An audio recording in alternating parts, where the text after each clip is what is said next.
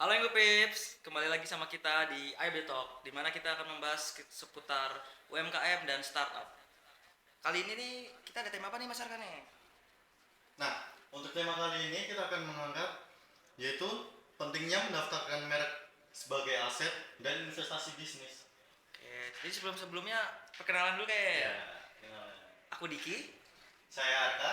dengan siapa Mas? Saya Reski dari Bukalegal. Oke, Nah, narasumber kita itu Mas Reski dari Buka Legal. Nah, sebelum kita masuk lebih dalam, ada lebih baiknya nih kita mengenal lebih lanjut tentang narasumber kita. Mungkin Mas Reski bisa perkenalan lebih lanjut atau tentang background Anda. Oke, siap. Nama saya Reski. Saya kerja di Bukalegal sebagai business development. Saya di Bukalegal udah sekitar 3 tahun. Gitu. oke, cukup lama juga ya Mas ya, 3 tahun ya Lumayan, Mas. ya. Jadi Buka Legal itu apa sih Mas? Mungkin bisa dikasih insight sedikit. Oke, jadi kalau untuk Bukalegal sendiri itu kita startup berbasis teknologi yang lingkup produknya itu kayak jasa legalitas usaha. Jadi apapun legalitas usaha kita memproses gitu, kayak contohnya ada pendirian PT, badan usaha, perubahan, terus ada pendaftaran merek juga gitu. Oh iya, semuanya berhubungan dengan legalitas merek ya. Betul. Oke Mas, aku punya pertanyaan nih Mas, kira-kira Hmm. nih. Kan akhir-akhir ini banyak nih ya anak-anak muda yang pengen jadi pengusaha Ya. gitu. Mereka tuh nggak begitu mikirin Mas, pentingnya daftar merek Mas. Ya. Kira-kira menurut Mas tuh gimana tuh Mas? Nah, sebenarnya gini ya, kalau misal usaha sama daftar merek itu sebenarnya berkesinambungan banget, benar-benar erat. Karena apa? Orang-orang yang buka usaha dan orang-orang audiens target marketnya itu kan melihat visual pertamanya itu dari mereknya, gitu. Jadi lebih aman itu kalau merek udah diamanin dulu, didaftar dulu, gitu. Jadi mengambil tempat terlebih dahulu ya. Iya, jadi kayak identitas usaha kita lah, gitu, biar dikenal lebih luas lagi sama teman-teman di luar sana. Nah, ada nih pertanyaan kedua Mas. Hmm? Kan untuk zaman sekarang nih masih banyak orang mikir daftar merek itu cuma urusan legalitas Ya. atau bahkan nunggu rame dulu baru daftar. Nah, menurut Mas Reski, kenapa mindset ini masih kuat banget nih di kalangan masyarakat? Nah, kalau untuk tentang itu sebenarnya gini ya, kalau yang dari pandangan saya sendiri, kalau untuk usaha-usaha itu kalau menurut saya ada kebagi dua tuh, antara teman-teman yang buka usaha emang udah terkonsep, tapi ada juga yang kan kebanyakan ada yang buka usaha diawali dari iseng dulu. Nah itu, nah mungkin untuk teman-teman yang tidak memikirkan legalitas mereknya dulu itu mungkin dari kalangan yang mulai dari iseng. Iseng-iseng itu. Iya, padahal kalau misal dari iseng itu ternyata lagi jadi besar, itu yang bisa jadi mungkin ada masalah ke depannya. Karena apa? Belum tentu nama mereknya dia yang diawali dari keisengan ini ternyata udah dikenal, itu aman mereknya untuk didaftarin. Gitu. Oke. Itu kayak apa ya? Kayak misal kita kayak punya anak udah kita besarin, tapi ternyata bukan punya kita kan, kayak Iya gak juga enak ya. juga gitu kan. Semacam mata gitu ya. Iya, jadi lebih amannya itu diamanin dulu, baru kita mulai usaha gitu. Nah mungkin dari yang apa namanya, eh, yang tidak mengurus legal itu dari teman-teman yang iseng itu. Iseng gitu ya.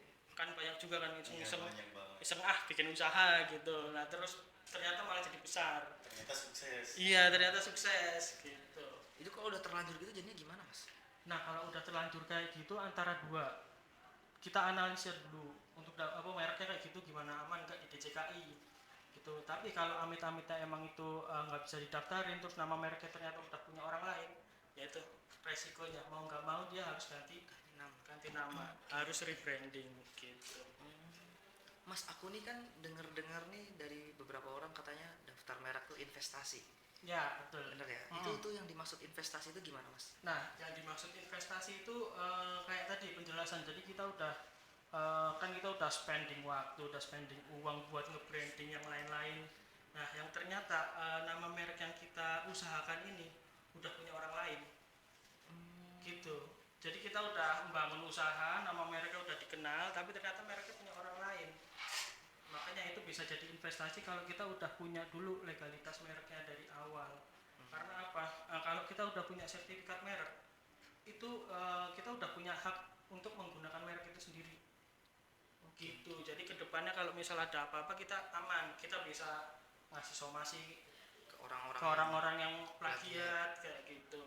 Terus nama merek ini juga kalau kita udah daftar, kita udah punya hak, itu kita bisa menjual belikan gitu, bisa ngasih bisa dibalik nama, bisa dijual, jadi ada nilai investasi. berarti kalau mungkin bisa dijual lagi itu ke orang lain gitu mas. Iya, selama merek itu udah terkenal ya. Gitu. Itu kayak kasarannya gini. Kalau misal kita bangun usaha, berarti kan kita ada spending waktu, ada biaya, terus ada pemikiran juga. Nah, itu kita kasih namanya nilainya 0. Jadi kita spending waktu nih buat besarin brand, itu kita kasih 0. Terus kita ada spending lagi, invest uang di situ buat branding, itu kasih 0. Nah, yang pertama itu kita harus daftar merek dulu, ngamanin merek. Nah, ngamanin merek ini nilainya tuh 1. Gitu. Jadi kalau 0 0 0 0, kalau di depannya juga 0 kan kayak nggak ada artinya. Tapi kalau ada 1 di depan itu kan jadi ada artinya semua tuh 0-0-nya itu. Oh iya. Gitu. Oke oke. Oh iya, tadi mungkin ada istilah asing yang belum kami dengar atau teman-teman di rumah juga. DJKI itu apa ya kak? Oke, jadi kalau DJKI itu Direktorat Jenderal Kekayaan Intelektual. Nah, jadi DJKI itu kekayaan intelektual ada banyak sebenarnya, nggak cuma merek aja. Ada hak cipta, ada paten, ada merek. Nah, di situ instansi yang mengamankan merek-merek kita atau kekayaan intelektual kita ada di situ. Instansi yang mengurusnya di situ. Gitu. Mas aku mau nanya nih mas, kan banyak sekarang tuh kan orang-orang bisnisnya bisnis online ya. Ya. Nah, kalau bisnis online kan berarti belum punya toko. Kadang malah cuma jadi distributor ya. Ya, Itu tuh perlu nggak sih kayak ngamanin daftar merek dulu gitu? tetap perlu. Tetap perlu ya. Kalau sekarang kan emang di eranya digital ya, nggak semua toko harus berbentuk fisik. Ada juga yang online. Nah, dari online itu juga mereka kan mendistribusikannya secara online juga tuh. Tetap harus dikenal juga itu mereknya apa, aslinya di mana, penjualannya apa, dari merek ini produknya apa gitu. Oke oke. Karena kalau untuk pendaftaran merek itu sebenarnya kita nggak cuma nama merek aja, di situ ada juga kelas merek. Jadi merek ini didaftarin ke kelas apa nih, kelas produk atau kelas jasa. Nah, produknya itu sendiri produk apa? Baju kah, atau obat kah, atau mungkin bengkel atau jasa-jasa toko lainnya gitu. Itu kalau dari situ tuh mungkin ada bedanya nggak mas? Daftarnya gitu dari yang mas sebutkan tadi. Kalau cara daftarnya hampir sama semua. Iya, tapi perbedaannya nanti kalau kita pemilihan kelas mereknya aja. Gitu. Memang kita harus menentukan dulu merek kita apa, terus kelas mereknya kita di bidang apa. Gitu. Tapi itu semua udah ada udah ada websitenya, udah disediain juga dari DJKI buat kita ngecek kelas merek kita yang sesuai itu apa gitu. Oh oke. Iya, itu ada di SKM DKIP. SKM DKIP. Iya, untuk kita ngeliat kelas mereknya di situ. Berarti tetap harus spesifikasi ada hal-hal tertentu yang di. Iya, ya, jadi mas ya? untuk pendaftaran merek itu kita dibatasi tentang emang usaha yang kita jalani aja gitu. Jadi misalnya kita daftarin merek, mereknya kita produknya jam. Berarti kita milih kelas merek yang produk jam. Oke. Jadi perlindungan merek ini khusus untuk usaha jam aja. Oh, untuk Iya, nggak bisa langsung diklaim ke untuk usaha baju. Gitu. Tapi bisa juga kalau misal satu merek itu didaftarin di beberapa kelas merek. Gitu. Kalau emang berjalannya di situ ya, misal baju sama jam, iya. itu bisa didaftarin. Daftarnya 2 kali gitu mas. Sekali Oh, bisa. sekali aja. Jadi sekali permohonan langsung beberapa merek tuh bisa, beberapa kelas merek, sorry. Oke. Gitu. Buka Legal ini kan memfasilitasi untuk merek ya mas. Nah, untuk teman-teman di rumah mungkin kan ada yang mau buka bisnis nih, buka bisnis baru, terus yakin nih kedepannya sukses dan mau untuk melegalisasi untuk mereknya. Nah, bagaimana sih PT Buka Legal ini memfasilitasi teman-teman di rumah supaya mereknya itu terdaftar, mas? Oke. Nah, kalau untuk dibuka legal sendiri, untuk misal ada teman-teman yang mau buka usaha terus mau daftar merek duluan, itu biasanya kita ngelakuin analisis merek dulu. Gitu. Karena untuk pendaftaran merek di DJKI itu sifatnya permohonan. Jadi itu nanti ada dua kemungkinan kalau kita memohonkan DJKI untuk pendaftaran merek, antara diterima atau ditolak. Gitu. Nah, diterima atau ditolak itu sebenarnya udah udah ada peraturan undang-undangnya. Nah, di situ kita dari Buka Legal itu memfasilitasi untuk analisa, untuk meminimalisir adanya usulan penolakan dari DJKI. Gitu. Jadi balik lagi kayak tadi, kalau misal kita punya daftar merek, kita tuh nggak boleh punya persamaan sama merek-merek lain lah. Jadi dari DJKI itu melindungi dari sisi pengusahanya sama melindungi dari sisi audiensnya. Kalau misal nama mereknya itu membuat audiens bingung, membuat kesesatan dari audiens, itu bakal ditolak juga. Contohnya kayak misal merek katakanlah merek sedap, tulisannya normal biasa SEDAP, sama ada daftar merek namanya sedap juga tapi hanya pakai angka 4. Itu kan jadi ada di masyarakat akan ada kebingungan nih. Mungkin rancu gitu maksudnya. Iya, jadi kerancuan. Nah, itu bisa ditolak sama DJKI karena apa? DJKI juga melindungi audiens masyarakat. Nah, dari sisi pengusahanya juga jadi meminimalisir adanya plagiat. Gitu. Jadi ada pengecekannya dulu dari penulisannya, fonetiknya, dari konseptualnya gitu. Jadi nggak langsung kita daftarin untuk meminimalisir itu. Gitu. Nah, misal kalau ada yang mau daftar itu untuk urusan administrasi itu yang diperlukan apa aja ya, Mas? Kalau Mungkin untuk, ada seperti biaya atau berkas-berkas seperti itu? Ya, kalau untuk biaya sendiri ada ya sebenarnya dari DJKI. Jadi kalau untuk pendaftaran merek itu bisa sendiri, bisa bisa mandiri. Itu biayanya itu bayar PNBP 1.800.000. Itu penerimaan negara bukan pajak namanya. Kalau untuk pendaftaran merek 1.800.000 itu per satu kelas, per satu merek. Tapi dari DJKI juga ada keringanan untuk teman-teman yang masih UMKM.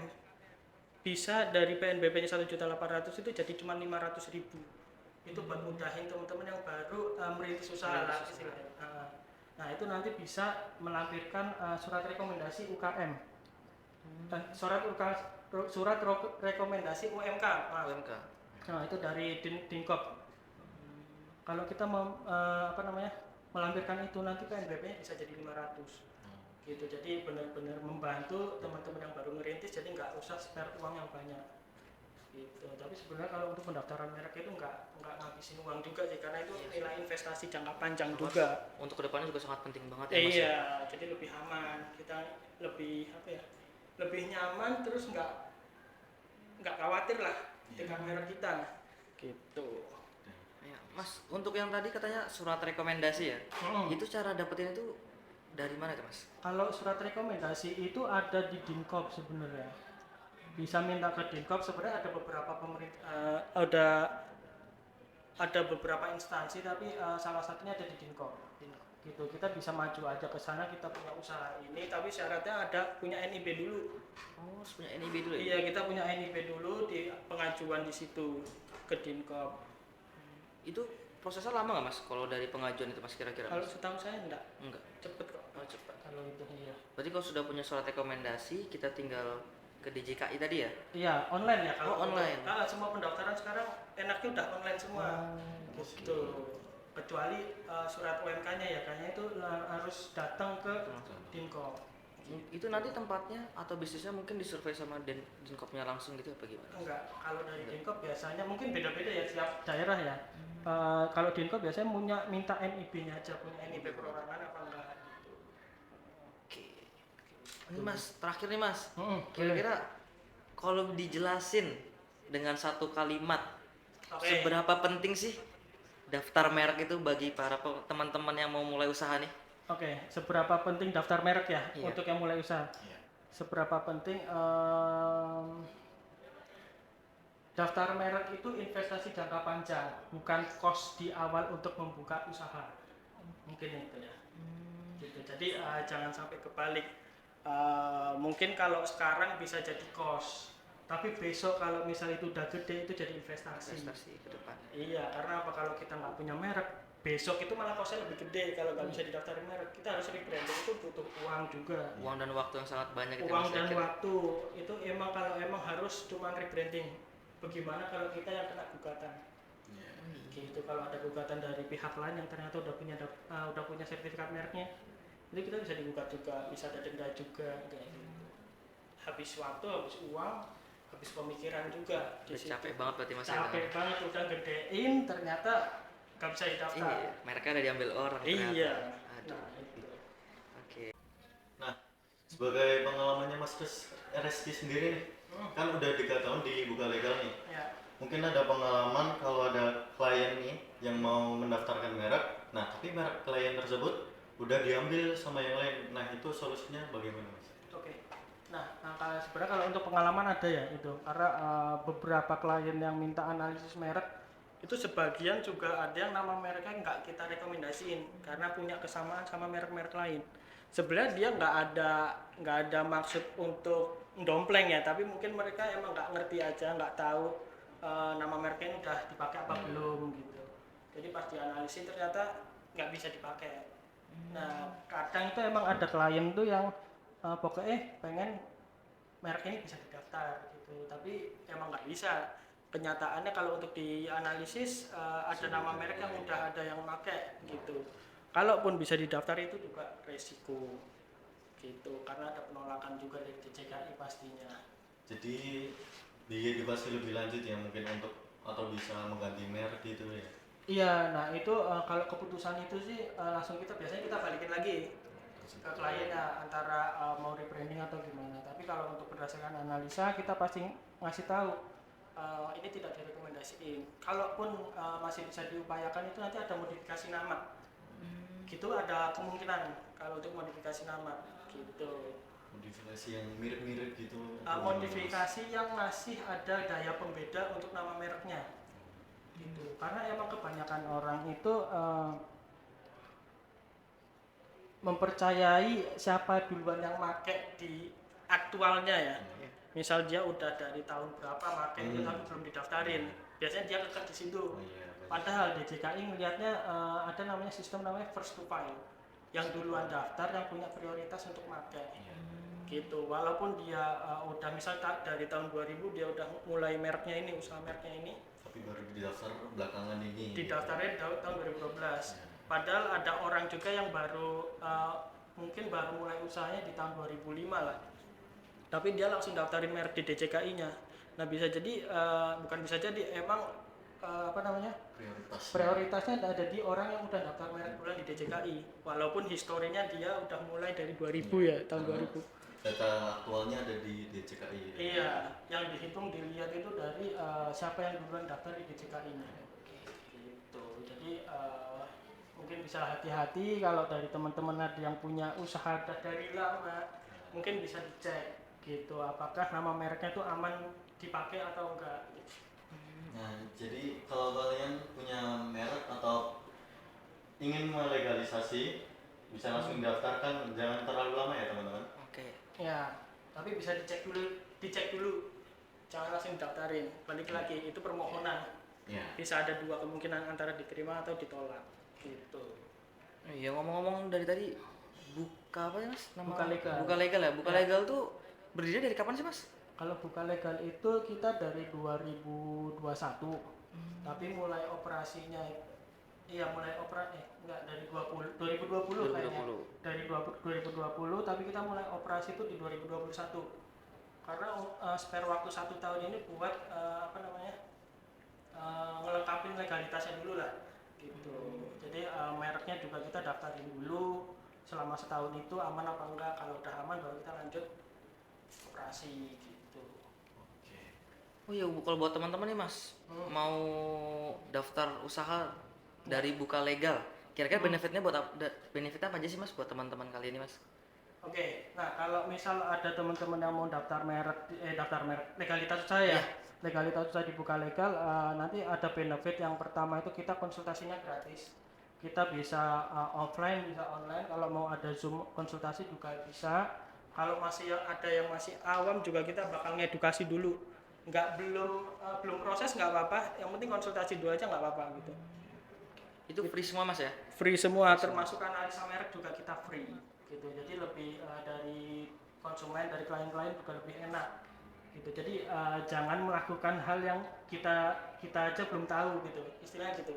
Nah, kita bantu edukasi dulu biar mereka bisa menyesuaikan sesuainya yang gimana gitu. Kayak daftar PT sama CV dia sesuainya yang mana, dilihat proyeksi ke depannya dia kayak gimana gitu. Biasanya kita edukasi dulu sih. Wah, jadi pengen buka usaha ya Mas ya. Ya, Apalagi semuanya gratis kalau dibuka legal nih, Mas. Boleh. Ya, langsung buka usaha, kita edukasi minta mentoring dari Buka Legal, Bisa. Iya. langsung.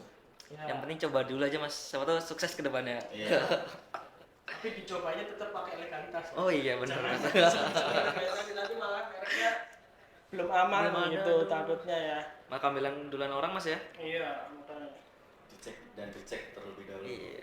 Betul, nanti kita bantu analisa dulu kalau biasanya kalau untuk di merek ya. Kalau buka legalnya ada kantornya nggak Mas ya kira-kira di Kantor Solo? kita ada di Sukarjo, di Gentan, di Jalan Mangesti Raya ya. Jangan pasir ya. Iya. Kalau untuk menghubungi buka legal tuh bisa via online atau bisa datang langsung aja Mas? Bisa langsung kalau misal emang ada teman-teman yang dekat dari sana atau mau langsung main ke kantor untuk konsultasi langsung bisa di Sukarjo situ. Di Google Map ada, di website kita juga ada di bukalegal.com gitu atau di Instagram juga ada. Oke, berarti kalau via online juga tetap bisa ya Mas ya? Via online bisa, nanti ada teman-teman marketing juga yang bakal ngehandle gitu. Kalau misal ada yang butuh fit call dulu atau zoom meeting sama teman-teman, biasanya kan ada orang yang bikin usaha itu bareng-bareng sama teman gitu ya. Kita bisa juga ngejadwalin biar semuanya teredukasi teman-temannya, jadi nggak cuma salah satu gitu. Kita bisa memfasilitasi itu untuk zoom atau Google Meet. Cocok banget Mas buat kita-kita yang mageran ini Mas. Iya itu dia. Nah itu salah satu juga untuk dibuka legal sih, kita base-nya memang di digital. Jadi untuk dibuka legal misal ada klien yang proses di buka legal itu kita ada namanya sistem fitur tracking. Jadi kita daftar merek itu kan ada tahapannya. Itu tiap tahapan, tiap progresnya nanti kita update. Update-nya lewat WA atau email. Nanti ada tiap progres kita update. Update terus Mas. Iya, jadi nggak perlu nggak perlu nanya gimana ini udah nyampe mana, kita ada update-nya. Gitu. Oke, keren kali Mas. Materinya kali ini. Jadi mungkin bisa nanti main-main lah ke kantor Iya. bisa boleh. Bisa. Kira-kira mau kapan nih Mas Arga nih? Main ke sana Mas. Ya bikin usaha Oh, dulu. bikin usaha dulu ya. Bikin apa nih? Konsep dulu Iya. lah. Konsep dulu ya. Iya. Nah, jadi berdasarkan obrolan hari ini, kita jadi semakin tahu nih bahwa untuk mendaftarkan merek dan legalisasi itu ternyata itu bisa menjadi investasi untuk usaha kita nih teman-teman. Nah, bagi kalian yang bingung ataupun mau untuk konsultasi gratis bisa langsung ke Buka Legal ya Mas. untuk Betul. konsultasi. Nanti bisa dibantu untuk konsultasinya gratis. Oke, pokoknya dari teman-teman jangan lupa ya kalau mau ngurus legalitas dan kawan-kawan yang beribet banget itu ya kayaknya. Langsung ke Buka Legal aja ya Mas ya. Boleh, nanti bisa. Oke, nggak kerasa nih kita udah panjang banget nih ngobrolnya nih. Iya. Tapi seru juga ya Mas ya. Iya, jadi semakin terbuka Iya. pikiran kita. Iya, apalagi tamu kita nih keren banget kayaknya kali ini Iya, Mas. iya. Oke, untuk menutup obrolan kali ini Mas, ada nggak sih sepatah dua kata buat teman-teman yang di rumah nih? Mungkin pesannya mulai usahamu dengan legalitas yang aman. Oke. Oke. Terima kasih Mas Reski. Oke, makasih banget ya Mas. Oke, dadah teman-teman. Dadah.